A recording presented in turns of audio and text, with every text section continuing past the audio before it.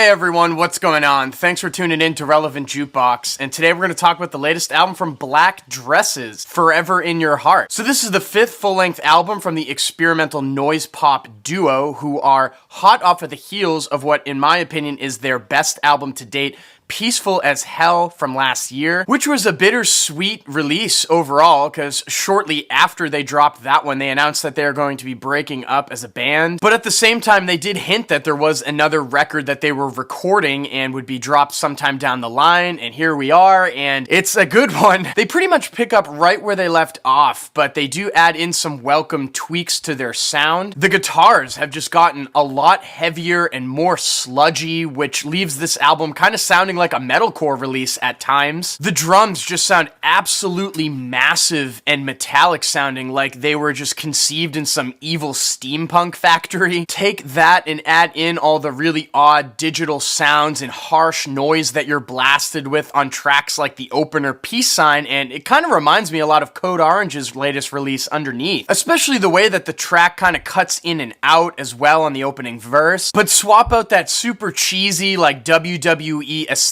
and insert like a more end-of-the-world dystopian type feel. But what really makes Black Dresses so special and unique and really separates this album from simply falling into like the metalcore category is how they take all of those elements and aesthetics and apply a songwriting style to them that leans more in electropop and alternative rock. So yes, I mean, this album is very in your face and aggressive for the majority of your listen, but what's also less prevalent on this release comparative to like Peaceful as Hell is the overt sweetness to it. However, it still does show up, and they certainly do not disappoint on that front. Take the track Waiting for Tomorrow, for example. It's got this really surreal and like washed out sounding intro that I just can't get enough of, and then when the track kind of morphs and all the really heavy guitars come in, combined with Derry's refrain, I mean, it's just executed so perfectly. Also, the track Understanding is another one that I wanted to point out as a big highlight on here for me. It's got a lot of Code Orange vibes once again in the intro, but what really makes this track just so special and stand out to me is those extremely vibrant synth chords that carry the outro. It just has this like really sort of like defeated feeling, like it brings you right to your knees, and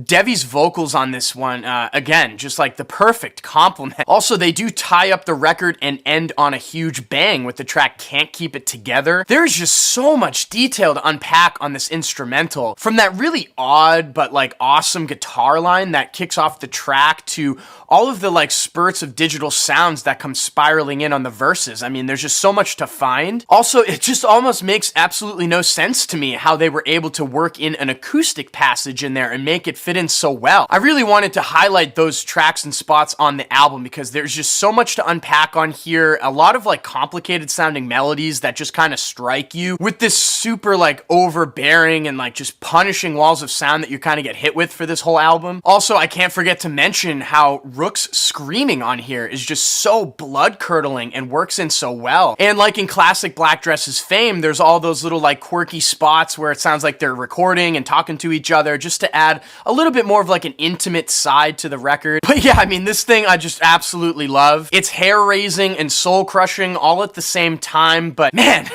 this thing just hits so hard. And with that being said, I'm feeling a 9 over here on Forever in Your Heart. Now, I headed over to Black Dresses Bandcamp. No vinyl releases of this, but there was a limited cassette that sold out. However, keep your eyes peeled to their Bandcamp and their Twitter because there is going to be, I think, 2 more drops, so there will be more tapes coming. And if you have listened to Forever in Your Heart already, what did you guys think about it? Let me know in the comments section down below. And as always, thank you so much for watching. Make sure to like and share, and if you want more content from me, hit that subscribe button. Peace.